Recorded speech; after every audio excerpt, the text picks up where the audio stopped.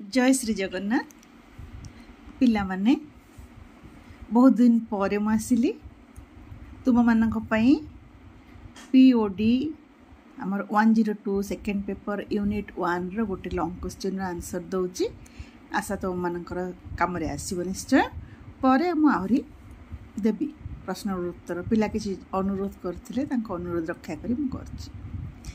तले प्रथम गोटे लॉन्ग क्वेश्चन दीर्घ उत्तरमूलक प्रश्नर रस निष्पत्ति किपरि हुए आलोचना कर।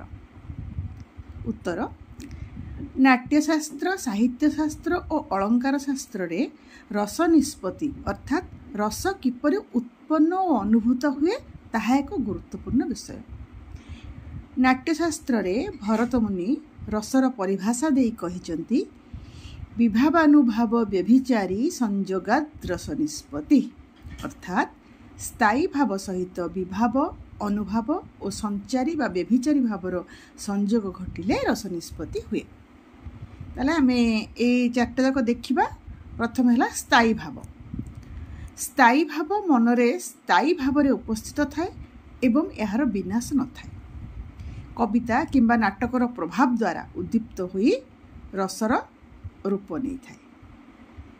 एगुड़िक हेउची मौलिक भावना जहा किछि कारण उद्दीपना एवं क्षणस्थायी भावनार मिश्रण द्वारा संपूर्ण भाव में प्रकाशित हुए।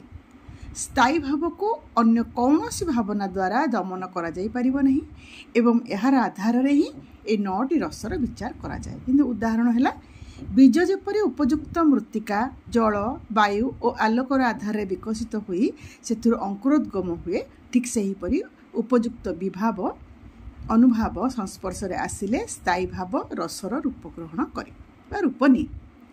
दुई हला विभाव।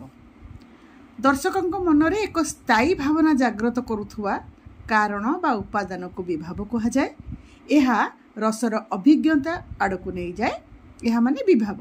विभाव दुई प्रकार गोटे हला आलंबन विभाव आ गोटे हला उद्दीपन विभाव। आलंबन विभाव एहा हेउची मुख्य चरित्र किंबा विषय जहार कारणरू भावना जागृत होता है।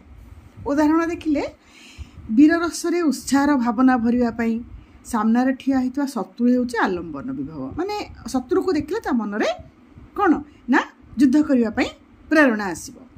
नायक और नायिका रस निष्पत्ति पई परस्पर उपरे आलंबन बा आश्रय करिथांती। आलंबन माने जे अवलंबन करिथांती आश्रय करिथांती। दुई हला उद्दीपन विभाव। एगुड़िक हेउची सेही वस्तु किंबा परिस्थिति जहा भावना को उद्दीप्त बा जागृत करथाय हला अर्थात भावना को बा परिस्थिति को उद्दीप्त करुथुवा बा जागृत करुथुवा जिनिस हला उद्दीपन विभाव। उदाहरण जेमति युद्ध बाजा शत्रुर गर्जन किंबा युद्ध रे अस्त्र शस्त्र व्यवहार होउची उद्दीपन विभाव। आ गोटे हला नायक नायिका क्षेत्र रे जेमति बसंत ऋतु जह्न उपवन नई नई पठा एगुड़ाक सबू तांको भितरे उद्दीपन आने उद्दीपन रस निष्पत्ति हुए। तापरे तीन हैला अनुभाव। जहाँ अनुसरण करे ताहा अनुभाव अनुभाव अटे। अनुभाव सर्वदा भाव को ही अनुसरण करथाय। अनुभाव हेउची शारीरिक गतिविधि जहाँ स्थायी भावना जेमति कि प्रेम हस दुख राग एड जो स्थायी भावना ताको प्रकाश करे एवं मनरे भावना उत्पन्न हेबा परे उत्पन्न हुए। एगुड़िक आभ्यंतरीण भावनार बाह्य प्रकाशन जहाँ माध्यम रे आमे जने व्यक्ति मनरे चली भावना को अनुभव करिपारू। उदाहरण क्रोध समय नासिका फुलिबा किंबा आखि लाल हेबा ए सब अनुभव समस्त अनुभव रे आसे। आमर 8 प्रकार अनुभव अछि। 4 नंबर हैला संचारी भाव बा व्यभिचारी भाव। एगुड़िक क्षणस्थायी एवं अस्थिर भावना जहाँ आश्रय प्राप्त व्यक्ति मनरे उत्पन्न हुए स्थायी भावना को दृढ़ करे। एगुड़ी को व्यभिचारी भाव मध्य कहा जाए कारण एगुड़िक जलर बुदबुद किंबा तरंग परि उत्पन्न हुए एवं अदृश्य हो जाए एवं विभिन्न स्थायी भावना सहित मनरे घूरी बुले। एमानकर संख्या होला 33। संचारी भावर वैशिष्ट्य आम देखा अस्थिरता केमती ना यही भावना गुड़िक अल्प समय पर उत्पन्न हुए और तुरंत अदृश्य हुए। तापर सहायक एगुड़िक गोटे किंबा अन्य स्थायी भावना को रस स्थिति में पहुँचवे साहाय्य करे। तापर है संक्रमण এই ভাবনাଗୁଡ଼ିକ ସମାନ ପରିସ୍ଥିତିରେ ବିଭିନ୍ନ ସ୍ଥାୟୀ ଭାବନା ସହିତ ପରିକ୍ରମା କରିଥାଏ ଚାଲିଥାଏ, ତେଣୁ ଏକୁ ସଞ୍ଚାରୀ ଭାବ କୁହାଯାଏ। ଉଦାହରଣ ଶ୍ରମ, ଆଳସ୍ୟ, ମୋହ, ଲଜ୍ଜା, ହର୍ଷ, ଆବେଗ, ଚିନ୍ତା ଏଇସବୁ। ତାହେଲେ ଆଚାର୍ଯ୍ୟ ଭରତଙ୍କ ନାଟ୍ୟଶାସ୍ତ୍ରରେ ରସ ନିଷ୍ପତ୍ତିର ସୂତ୍ର ଏହିପରି ଭାବରେ ବର୍ଣ୍ଣନା କରାଯାଇଛି।